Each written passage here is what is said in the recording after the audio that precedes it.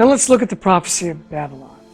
In 690 BC, the city of Babylon was 196 square miles. That means it was nearly the size of the city of Chicago. To give you an idea, this is just downtown Chicago. That's not even a quarter of Chicago, and Babylon was much bigger than this. It was surrounded by a 30-foot moat, which must have been quite a deterrent for anyone thinking that they might be able to jump over the wall and conquer it. Now, it had double walls around the entire city. The outer wall was 30 stories high.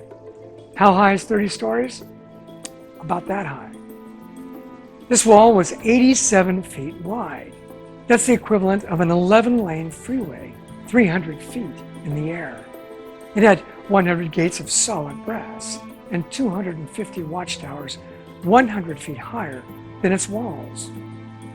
This city was built so that no one could ever conquer it, and it was at the height of activity. It was the center of the world at that time.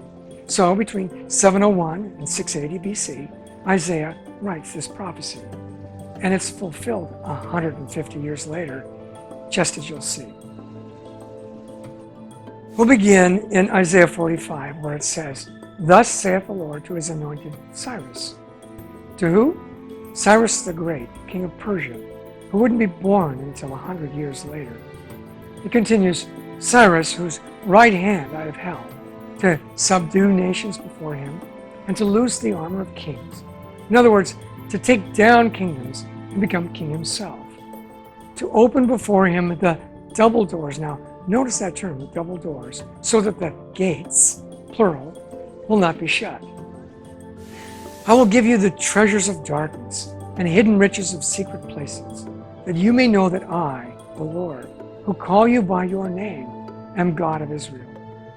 In Isaiah 13:19, it says, "Babylon, the jewel of kingdoms, the glory of the Babylonians' pride, will be overthrown by God." Well, just like Sodom and Gomorrah. It will never be inhabited, nor will it be settled from generation to generation.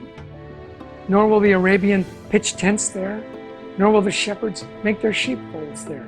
But wild beasts of the desert will live there, and their houses will be full of owls, ostriches will dwell there, and wild goats will caper there.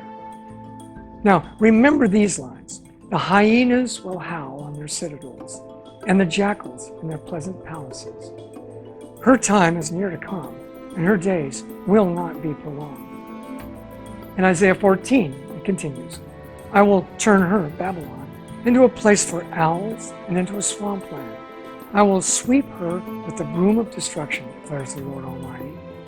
So to recap, prophecy states, God will open the gates of Babylon for Cyrus and his army. Babylon, a city the size of Chicago and a world power at two different times in history, would be completely wiped out, never again to be inhabited. It would be reduced to a swampland. Hyenas and jackals will howl. Only desert creatures will inhabit it. It would rarely even be visited. Now, this would be like someone standing in front of all of the press in America and saying, San Francisco is going to be completely wiped out very soon. And I'll tell you the name of the man who's not even been born yet, who will conquer it. And as a matter of fact, it's going to become a swampland, and no one will ever live there again, even though it has one of the greatest natural harbors in the entire world. Now, if someone did that, he'd be called crazy, but that's in effect what Isaiah prophesied. Well, what happened? Now, we know from the records of history that Babylon's water source, the Euphrates, passed below the walls in a channel through the double gates and then flowed through the city. Despite Babylon's seemingly impregnable defenses, Cyrus entered the city by diverting the flow of the Euphrates River into a large lake basin. Cyrus then marched his army through the dry riverbed, under the wall, and into the city. Once inside, the soldiers opened the gates for the rest of the army. Secular history confirms that when Cyrus conquered Babylon in 539 BC, it never again rose to power as an empire. Thus, as Isaiah prophesied 2,700 years ago, the Babylonian Empire never recovered from Cyrus's victory, and for many centuries was believed by Bible critics to be a fable until archaeologists excavated it in the early 1800s. Some parts of the city could not even be dug up because they were buried deep under a water table that had risen over the years. It had become a swampland. What a coincidence. Many centuries later, an archaeologist by the name of Edward Chiera was excavating the ruins of Kish, an ancient city 8 miles from Babylon. He was a Christian theologian who became so captivated by the biblical accounts of the Old Testament that he devoted his life to finding the cities mentioned in the Bible. So while excavating Kish, he wrote to his wife this letter. He said, "This evening I made my usual pilgrimage to the mount covering the ancient temple tower. From the top, the eye sweeps over an enormous distance on the boundless flat plain. The ruins of Babylon are nearer. All around the town, small heaps of dirt represent all that remains of Kish, one of the oldest cities of Mesopotamia. Even the Euphrates has abandoned this land by changing its course. A dead city. I've visited Pompeii and Ostia, and I've taken walks along the empty corridors of the Palatine. But those cities are not dead. They're only temporarily abandoned. The hum of life is still heard, and life still blooms all around. Here only is real death. Not a column or an arch still stands to demonstrate the permanency of human work. Everything has crumbled into dust. The very temple tower, the most imposing of all these ancient constructions, has entirely lost its original shape. We see nothing but a mound of earth, all that remains of the millions of its bricks.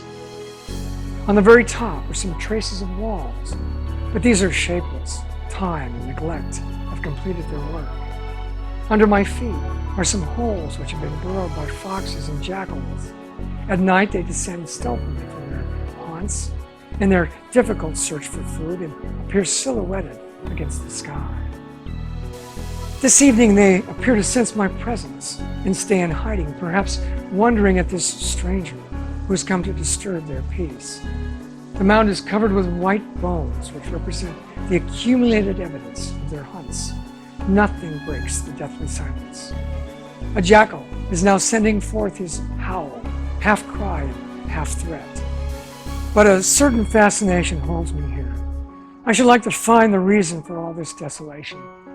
Why should a flourishing city, the seat of an empire, have completely disappeared? Is it the fulfillment of a prophetic curse that changed a superb temple into a den of jackals? Did the action of the people who lived here have anything to do with this? Or is it the fatal destiny of mankind that all of its civilizations must crumble when they reach their peak? Kind of makes you think about us, doesn't it? Have we reached our peak? Are we about to crumble? Is there anything that we can do? I think that you'll find that as we go through this series, that there is a lot that we can do.